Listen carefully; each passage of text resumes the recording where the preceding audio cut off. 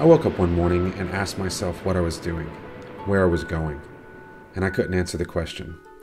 I was in a rut, doing the same thing over and over again, so I decided to stop it. I quit my job, I packed up my things, and I convinced a friend to tag along, and together we set out for a trip to Iceland.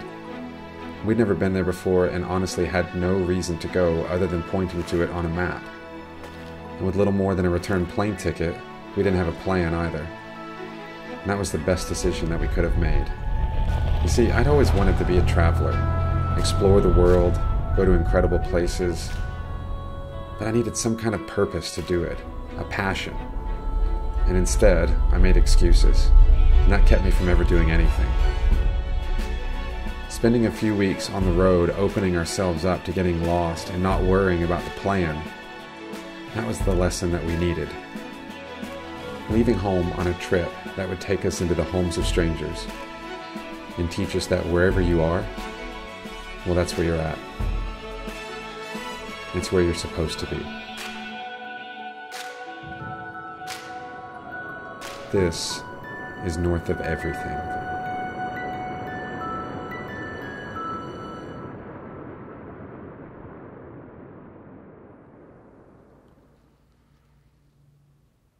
These prints don't do it nearly the justice that an actual, photo print would be or look like. And I mean, these are worked up as black and white prints. I just don't know if I want to leave them black and white. I mean, all of the colors are just super spectacular. I always look at portraits of people as that little slice of time that you were able to capture them. It's only a photo, and all of the context around them has been completely removed, and all you're focusing on is the image of them. I've been in the same job for 6 years, working for a record label, trying to figure out how to sell music in a world where you can't sell music anymore. My boss and I didn't get along, and it was time for me to leave. I'd had a failed relationship of 2 years, and a couple more failed rebounds after that. I'd lost the ability to communicate with people, to talk to people and open up. So part of me thought that going somewhere I didn't know anyone would help me get that back. The first settler came to Iceland, built his first farm in Reykjavik. It was around 874. And it was a very small town until the Second World War. Was that just because the British and the Americans came here? Yes, and when the foreign army came here, there was all of a sudden plenty of paid jobs. Sometimes I felt like I just wanted someone to talk to that didn't know me, so they didn't have any predisposed idea of who or what I was. The taxi driver seemed like a good start. Somebody that's lived here their entire life, if there's one thing in Iceland to do, I know that's difficult probably to say, but... You must go to Lake Mývatn. Okay.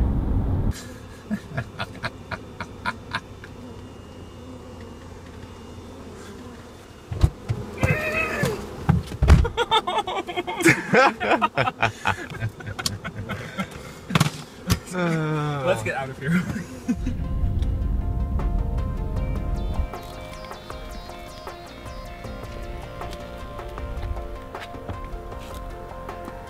Thank you so much.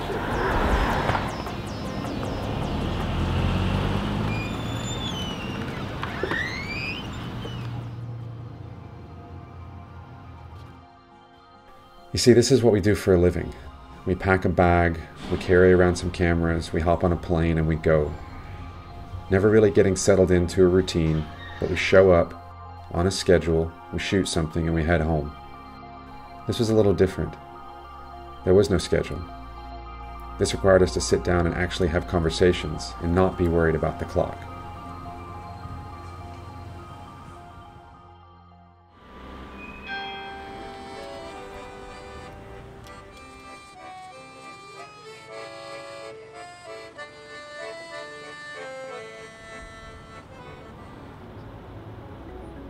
It's interesting being in a place where you don't know anyone, especially in a city that's growing bigger and more popular by the minute.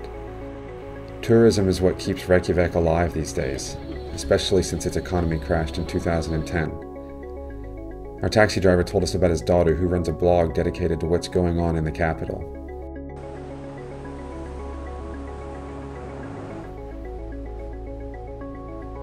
Why did you first start the blog?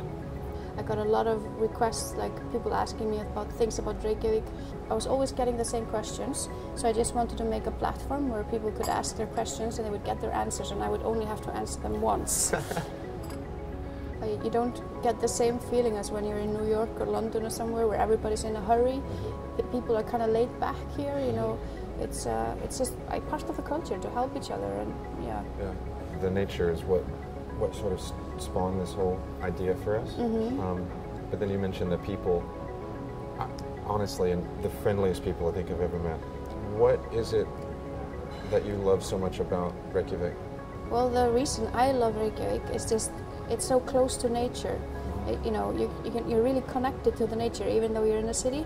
Like you wake up in the morning and you walk somewhere and you see the mountains everywhere and the ocean, and this laid-back attitude. It's kind of quirky, you know, and you can kind of be your own person here. That's cool. Well, thank you. We might not have realized it at the time, but that was a huge reason for traveling to Iceland and creating this film. We needed to be our own person for a change. Find something to take us away from everything else that was going on in our lives, and just be creative.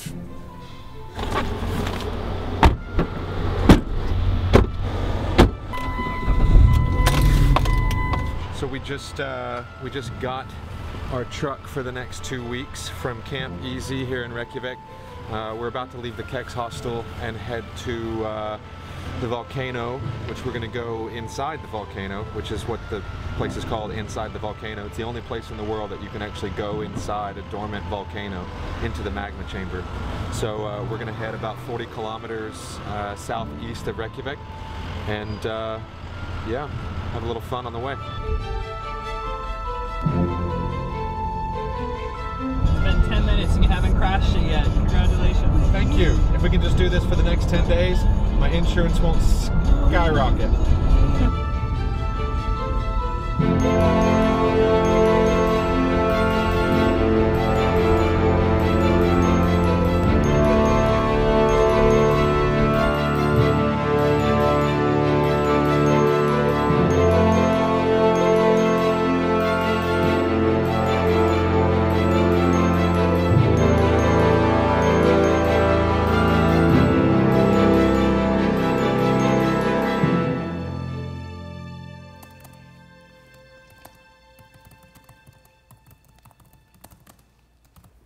So this one was one of my favorites when I was going through the photos, and I kind of knew, like as soon as I took it, I was like, that's going to be one of my favorite ones. I realized very quickly when we were talking to her is that, you know, it was one of the best interviews that I think I've ever had a chance to conduct. She is really just like powerful on camera. But she's one of the strangest people I've ever met. Bar none, she's an odd one. Do you know what is the difference between a gay shark and a straight shark? A straight shark goes like durum, durum. A gay shark goes like durum, durum.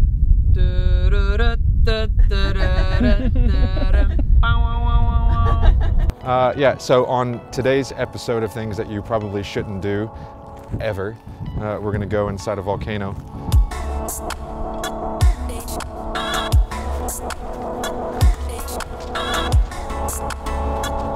So it's dormant for 4,000 years? Yeah. Okay. And she was saying that it's, I mean, technically still active. 4,000 years in geological terms is just, it was yesterday. Even though, like, this mountain hasn't erupted in 4,000 years, it could do so in 100 years. Mm-hmm. Theoretically tomorrow.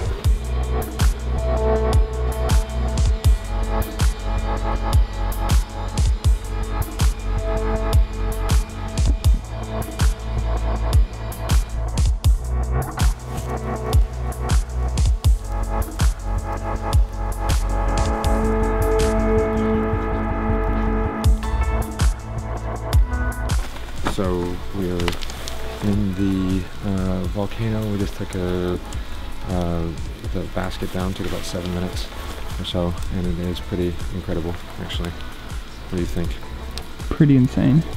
And the lava just goes through the lava tunnel and it spreads all over the place. But here something completely different has happened, which is for some odd reason the lava has drained down and probably pretty fast. But when the walls of the mountain do not have the pressure from the lava inside the lava tunnel, they start to crumble down, like they've been doing here where it's more wider.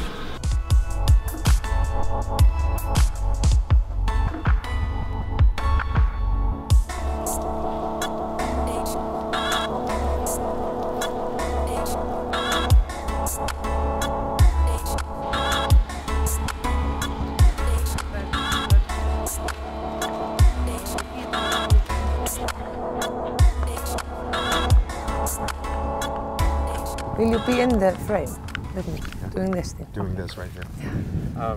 How do you pronounce your name again? Saga. Saga? It's actually easy for you because it's like the Icelandic sagas. Oh, it is easy. Yeah. Okay, Saga. So, we're here. This is my new girlfriend, Saga. She thinks she's very funny. No, I don't think so. I know so. You know so? I've been perfect. told so. That's perfect. So, how long have you been doing this? For 3 days. So this is her 3rd day, and no bullshit, probably one of the best guides we've ever had doing anything. Tell me something that the world needs to know about you.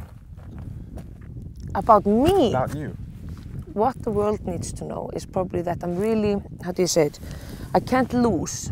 Okay. I'm really bad at losing. So once I was in like a running competition. It was these Danish girls competing against me, and we started to run, and they were all great runners, and I'm not, but I was going to win this, the Icelandic, the Amazon me. So I started running, and I ran, and I just like went past them all. But at one point, then I turned around, and I was just like completely winning everyone. Then I started to get wet. I started to, I realized I was peeing myself. I was running that fast that I could not hold my bladder and keep this pace, this tempo. So I had like 2 options, which is slow down, not pee my pants, but lose against Denmark.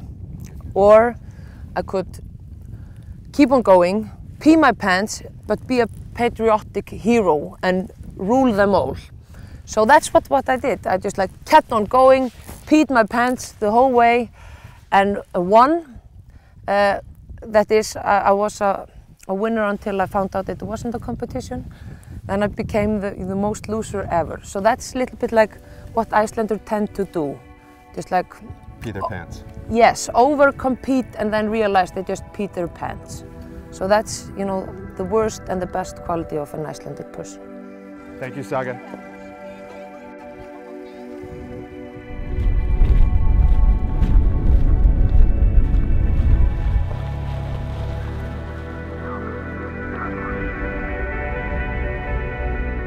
That was the type of conversation that we were looking for. We'd only been in the country for 5 days, but after that, it felt like it was going well. I was having trouble, though. I was still coming from a place of fast-paced production, creating things that needed to go out into the world now. So my anxiety about what we were doing was starting to get to me. My head started hurting, I was getting anxious, irritable. I was missing everything around me.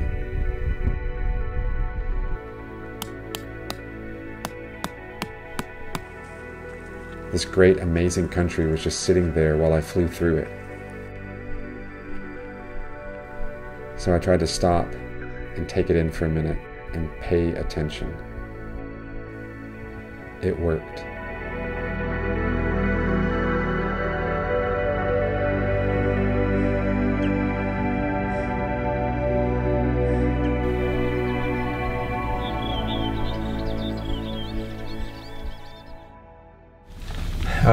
We are here at our campsite where we stayed last night. Woke up this morning, it was kind of cold.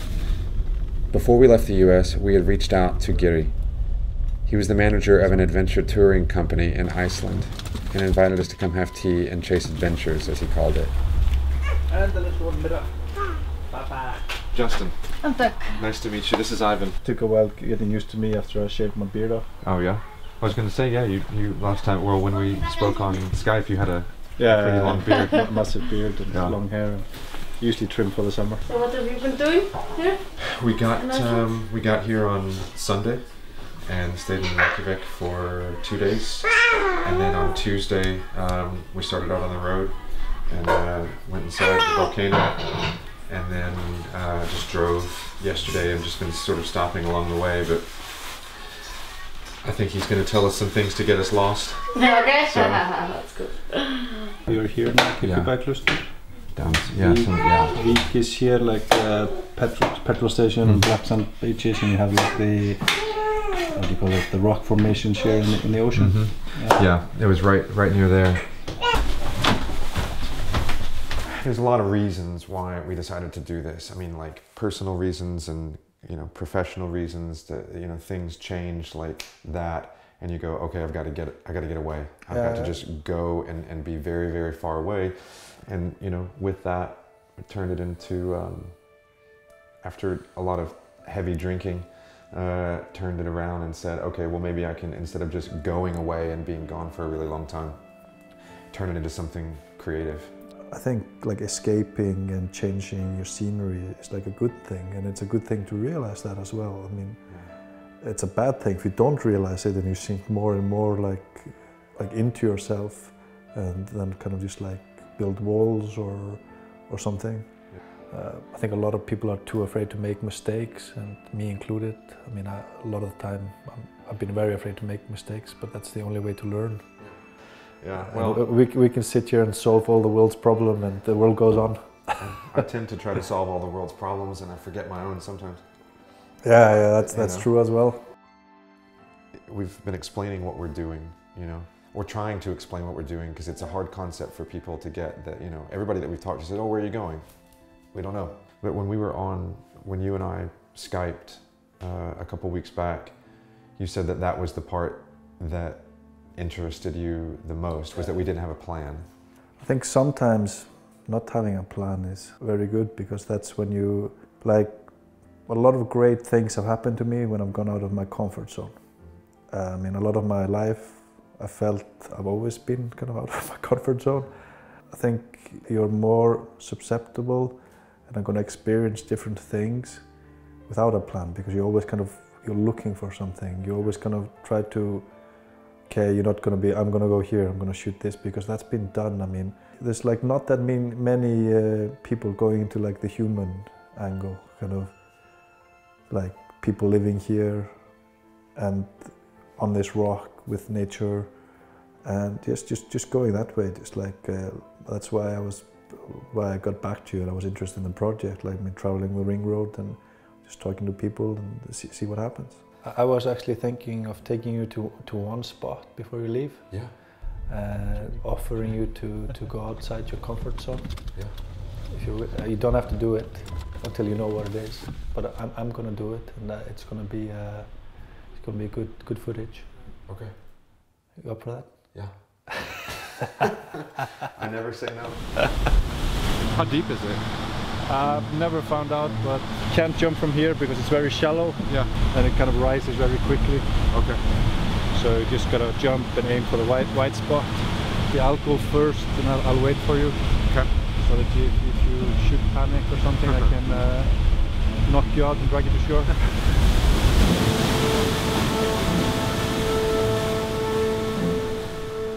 I love a good metaphor. Standing on the edge of a waterfall about to leap off and conquer some great fear. However, metaphors versus reality, at least for me, are very different things.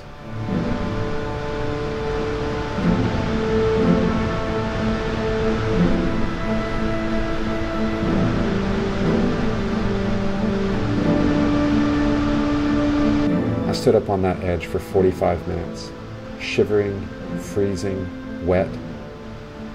He actually climbed back up and tried to coach me, repeating that he believed in me.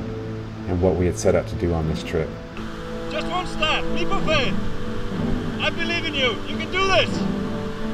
I believe in you, man. I stood up there for so long that the batteries in the cameras ran out. I was terrified to jump off that waterfall. But some people don't share my fears. They may have their own, but that's what makes this whole life thing so much fun. That's Ivan, by the way. You haven't officially met him yet, so here he is, proving that the metaphor still works.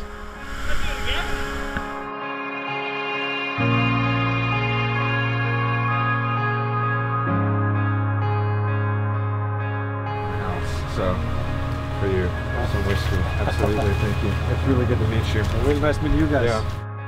We all have our issues and obstacles we need to overcome. For me, that waterfall isn't going anywhere.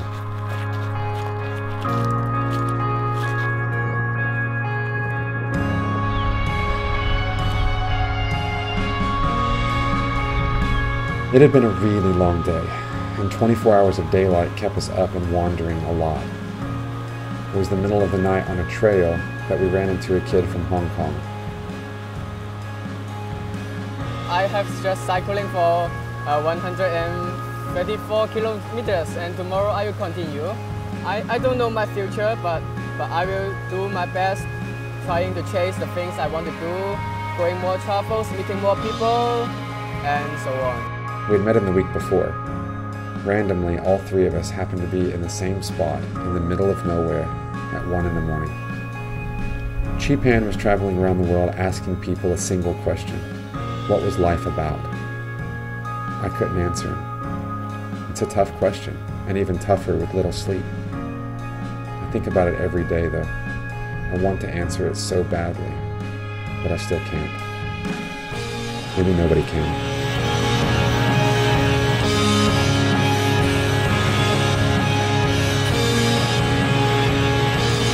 What's your name? Inza. I'm Justin. Hi. Nice to meet you. Where are you from? Germany. Okay. And you? US? Yeah. How long have you been here? For 1 week. That's about us too. We have 2 more weeks to go. Okay, yeah, me too. Yeah? Yeah. Are you doing the whole road? Yeah. Cool. Great. So nice to meet you. Yeah, nice to meet you. Take care.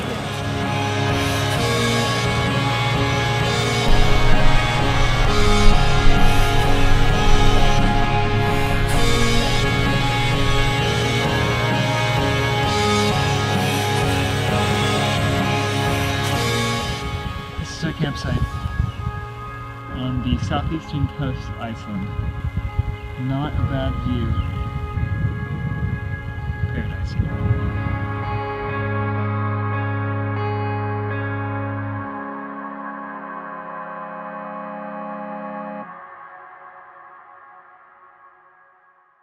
So we're sitting in a bar one night watching the World Cup, and the guy on the right walks up to us, and this is super late at night, and he's had quite a bit to drink, and he was really upset because Australia lost. And he hears that we're speaking English, and he walks up to us and he says, "Where are you from?" And so he sat there, and then he gets on the phone and he calls his brother, Gunnar, and he shows up. And basically, to make a long story short, 12 hours later, we are in a car on the most back road mountain. There is no guardrail. This technically isn't a road kind of road. And it was just a cool experience that we never would have had. It was late at night and the World Cup was on and we wanted a beer and we happened to be at the right place at the exact right time to meet these guys. And then we go and we get to spend the day watching football.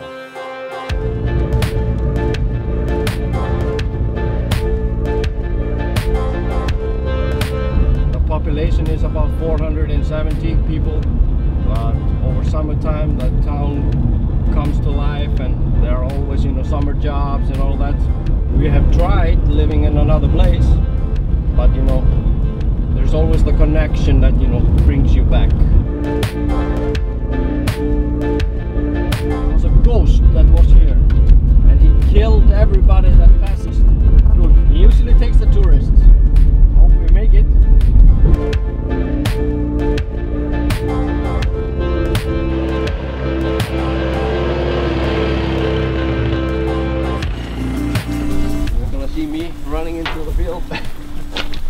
come back after 5 minutes.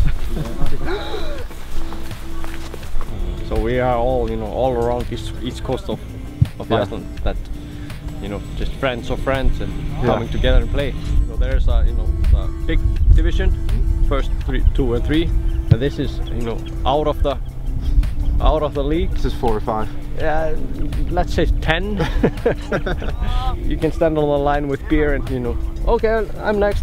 you can run in.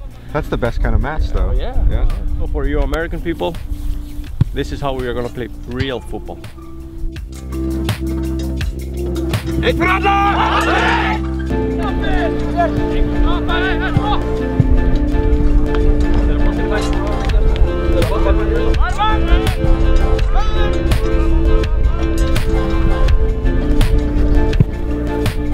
These games are, you know, usually more rougher than. Yeah, well, I figured they were normal. Yeah. I have been a referee in games like this, but I have never given a card. Yeah. I just tell them to shut the fuck up and don't be a pussy.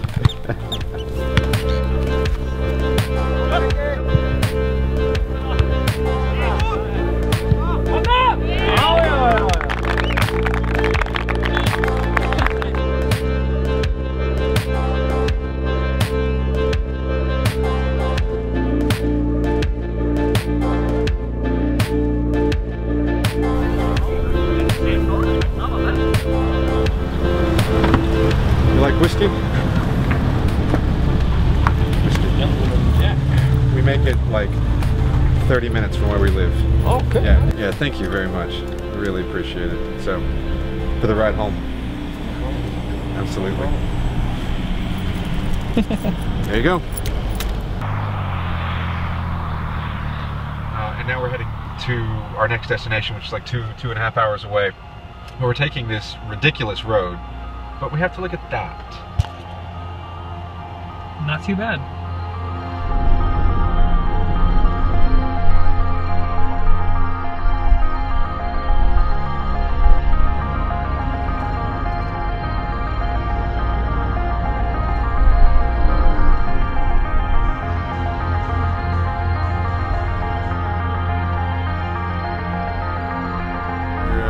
We found a place in Akureyri, which is an Airbnb. It's just up the road, and yeah, it looks like a nice home. It'll be the first bed that we've slept in a week.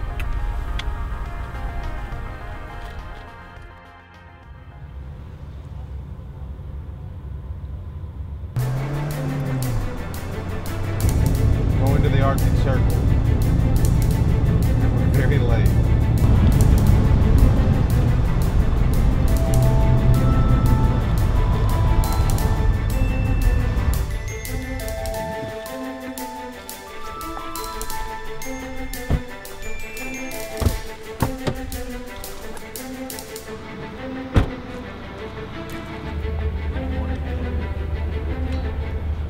Okay, so we weren't really that late, but it was good for effect. We were, however, on our way to the Arctic Circle. We're like 15 kilometers or so from Grimsey Island, which is in the Arctic Circle just north of Iceland. We woke up today and decided to get on a ship. Why not? So, see what happens when we get there.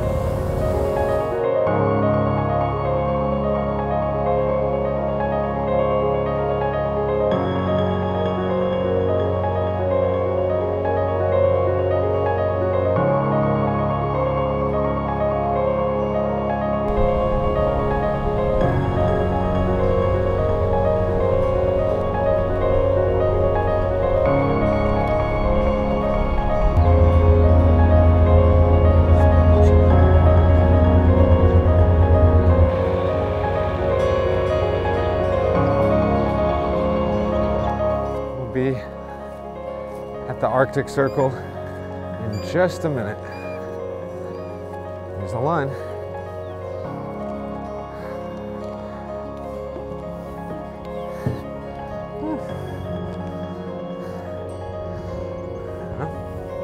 All right, let's go home.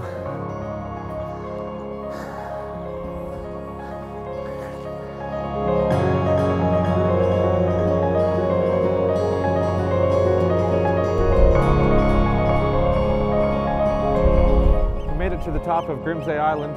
You can see the mainland of Iceland back in the distance across the water. Walking this way, we crossed into the Arctic Circle a few minutes ago, which is, you know, it's pretty cool. And when we get back to the ship, we're going to go up onto the bridge and meet the captain.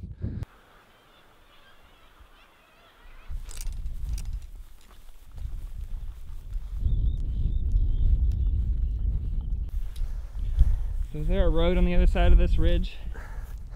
Of course there's a road over here. He has no idea. I mean, I think there's a road. He's getting us so lost right now. Do what? What? What'd you say? Nothing. I'm not lost. Have we been lost yet since we got here? I'm so confused. I think he knows the way. Yeah, we went the wrong way. It's upside down. Fuck. Minus a couple of times. Well, there's not a road, but there is a promising herd of sheep. All right, we have exactly an hour to get back to the boat, so we should probably figure out where we are. I just walk that way. What? Just walk that way. The length of the island. Okay. We found the road. Well, we made it back to town, so that's fun.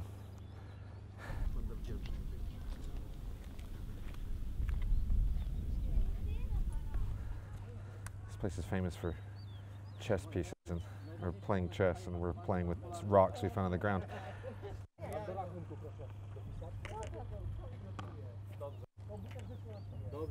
Playing very, very aggressively. So we have to be on the boat in 5 minutes. Won't tell the boat, please. You should probably go then. Yeah, all right. Oh, come on. I won! You know that doesn't qualify as winning. Grandpa, right? it's time to go to the boat. I'll cut you.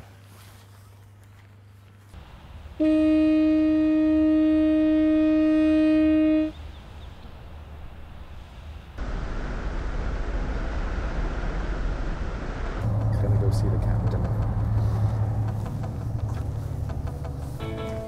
Hey, how are you? Nice to meet you. I'm Justin. This is Ivan. How long have you been doing this? 18 hours. This from Dalvik to Grimsey and back? Yes. Wow. You're from Iceland? Yes. Where at? Dalvik. So you know these waters pretty well? Yeah. This is absolutely beautiful. Very good weather. I bought in Grimsey, fishing boat. Your fishing boat? Yes. Yeah. All along the way, we were cataloging these moments, these adventures that were life-changing for us. A lot of them, including going to the Arctic Circle, was just an everyday event for people like Captain Henderson. Is it sci-fi? Sadferry? No. Yeah. What? And then your boat? My boat is Funny. Funny?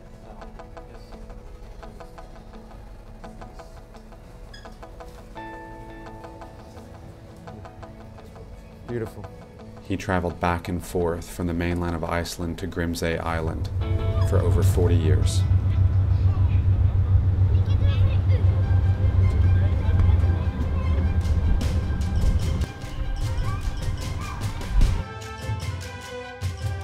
It's Icelandic Independence Day. And we're going to celebrate. And they're going to do a parade to downtown.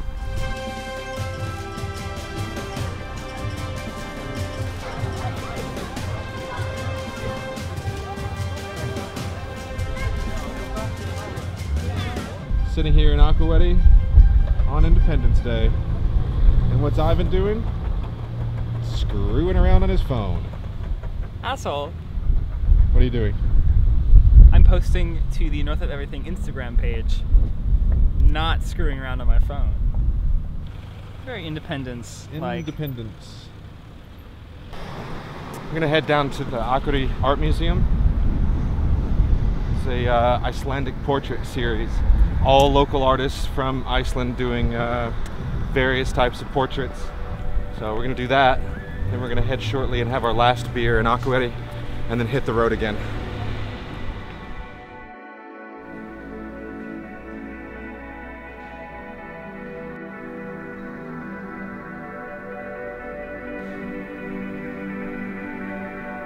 You know, the whole project that we're doing is focusing on Iceland and you know, the country, but also the people. We've been doing portraits along the way, very similar to this. Pretty cool that that is happening while we're doing this trip and this project, which is focusing on portraits of people in Iceland.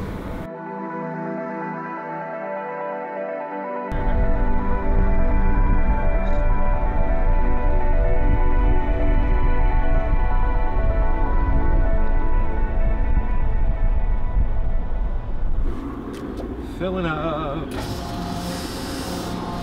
R stands for krona, and those big numbers next to it is a lot of money.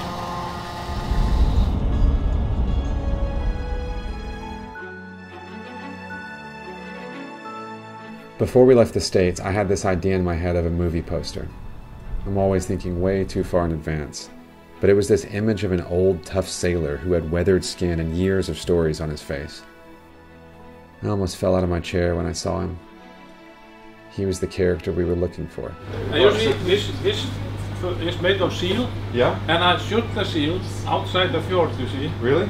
And took to the skin factory to make it soft. So you shot the seal that Yeah.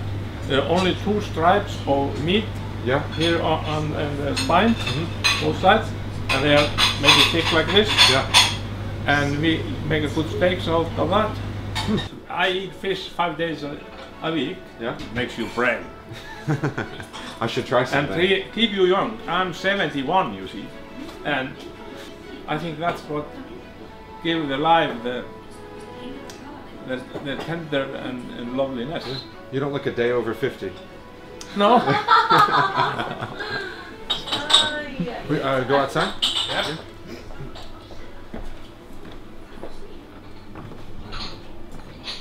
How long have you had the restaurant? We have had this for this is the 6th year.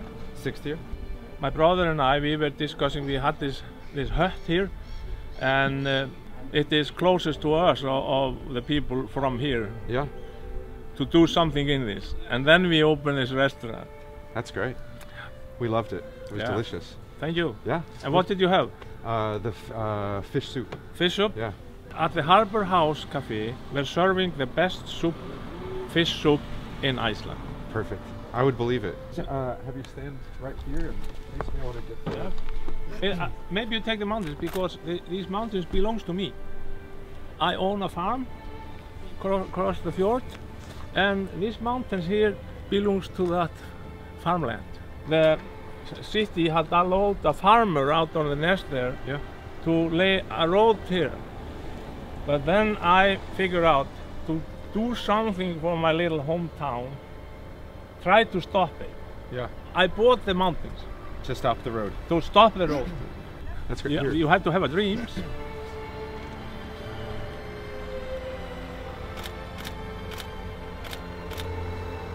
Right here. Thank you, Dennis. Thank you very much. You. Yeah. Thank you. And that was that.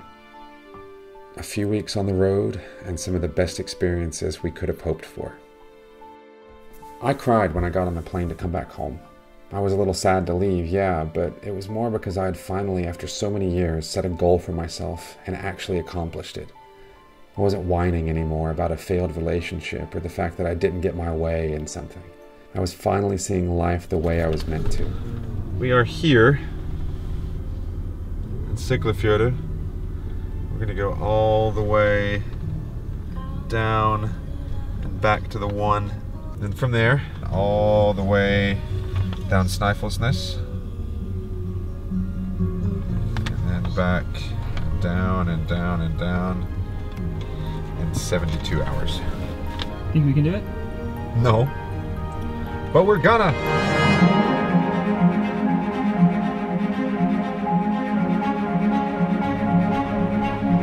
took us over a year to finish this film. Art, film, documentary, call it whatever you want. It serves as a little glimpse into who we were and how we started to change. All because of an idea to go exploring and take a chance. And what we found, as cliche as it may be, was ourselves, through conversations with strangers who became friends. I've been back since and visited with a few of them, and I'll go back every year for the rest of my life. It's the best place I've ever been, and it's taught me more than I ever could have imagined. Those people taught us both more than we ever could have hoped for. Since we got back, Ivan's moved to New York to chase his own future, and I'm still looking for mine. But someone told me recently that what I was looking for was a passion. Not a hobby to keep me busy, but something to stay excited about. Something that evoked a feeling that was stronger than just myself. All those questions of who you are and where you're going in life, they rattle around in my head all the time. And I'm realizing new things about myself every single day. And that passion that they talk about, that feeling that gets you up every day and moves you to do great things, well, I found it.